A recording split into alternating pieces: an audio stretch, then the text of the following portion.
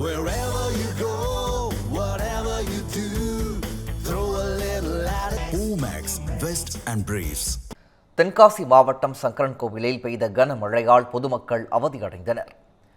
தமிழகத்தில் வடகிழக்கு பருவமழை தொடங்கியதை அடுத்து தென்காசி மாவட்டம் சங்கரன்கோவில் மற்றும் சுற்றுவட்டார பகுதிகளில் இடி மின்னலுடன் கூடிய கனமழை பெய்தது.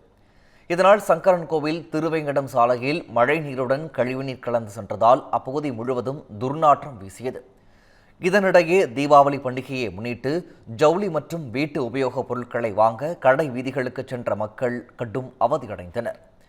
இதனிடையே ஆக்கிரமிப்புகள் காரணமாக மழைநீருடன் கழிவுநீர் கலந்து செல்லும் நிலை ஏற்பட்டுள்ளதாகவும் இதனால் நோய் தொற்று ஏற்படும் அபாயம் உள்ளதாகவும் அப்பகுதி மக்கள் குற்றம் சாட்டியுள்ளனர்.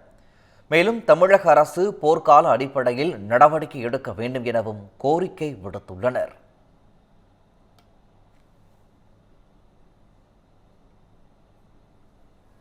அலுவலகங்களான வட்டாட்சியர், கோட்டாட்சியர், நகராட்சி அலுவலகம் எல்லாம் இந்த சாலையில தான் இருக்குது. எல்லா அதிகாரிகளும் இந்த வழியாகத்தான் போக வேண்டியது. பள்ளி செல்லக்கூடிய வாகனங்கள் அனைத்துக்குமே மிக பிரதானமான இந்த சாலையில ஒரு சின்ன மழை ஒரு 10 நிமிஷம் 15 நிமிஷம் தொடர்ந்து பெஞ்சாலும் முழங்கால அளவுக்கு சாக்கடை நீரும் மழை நீருமா சேர்ந்து கலந்து மக்களுக்கு மிகப்பெரிய பாதிப்பும் நோய் தொற்றுகள்லாம் ஏற்படக்கூடிய அளவுக்கு இது ரொம்ப மோசமான சூழ்நிலையில இந்த பகுதி சரியான வடிகால் வசதி இல்லாம இருக்கு. இந்த வசதிகளை சரி பண்ணி கொடுக்கணும். ஏற்கனவே இருந்த வசதிகளை நிறைய ஆக்கிரமிப்புகள் இருக்கிறதுனால அதனால தண்ணிகள்லாம் வெளியில வர்றதுனால மக்கள் நிறைய பாதிக்கப்படுறாங்க.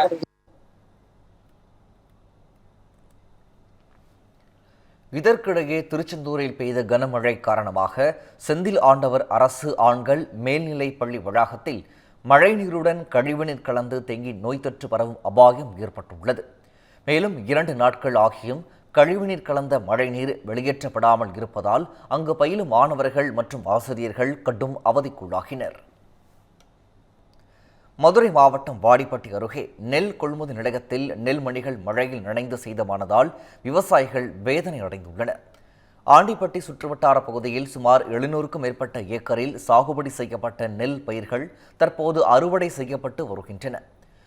இப்பகுதியில் அரசு நெல் கொள்முதல் நிலையம் வருவதாக கூறியதால் அறுவடை செய்யப்பட்ட நெல் மணிகள் சுமார் 5000 மூட்டைகள் அளவில் 15 நாட்களுக்கு மேலாக சாலையில் குவிக்கப்பட்டுள்ளன.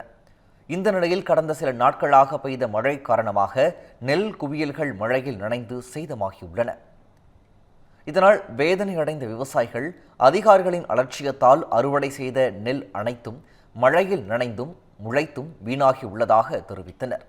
மேலும் தமிழக அரசும் மாவட்ட நிர்வாகமும் நெல்மணிகளை விரைவில் கொள்முதல் செய்ய வேண்டும் எனவும் கோரிக்கை விடுத்துள்ளனர். கோவையில் கனமழையால் சேரும் சகதியுமான சாலை மூடப்பட்டதால் பொதுமக்கள் அவதியடைந்தனர்.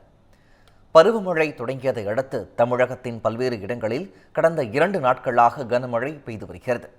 இந்த நிலையில் கோவையில் பெய்த மழையால் 22வது வார்டுக்குட்பட்ட உதய விநாயகர் சாலை முற்றிலும் சேதமடைந்துள்ளது.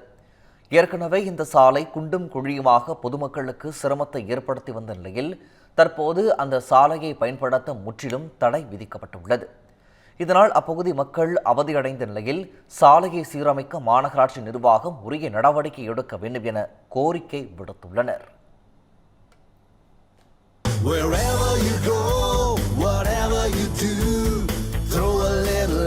Omax, Vest and Briefs.